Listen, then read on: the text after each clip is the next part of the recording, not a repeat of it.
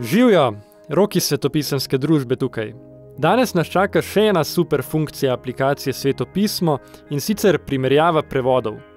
Skoraj 2000 prevodov v več kot 1300 različnih jezikih je trenutno brezplačno dostopnih v aplikaciji. In včasih prav iz primerjave prevodov lažje razumeš sporočilo, ki ga ima Božja beseda zate. Torej, recimo, da me zanima pismo Hebrejcem, 11. poglavje.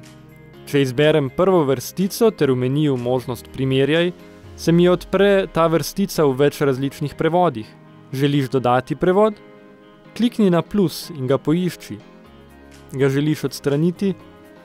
Preprosto ga potegni levo ali desno z ekrana.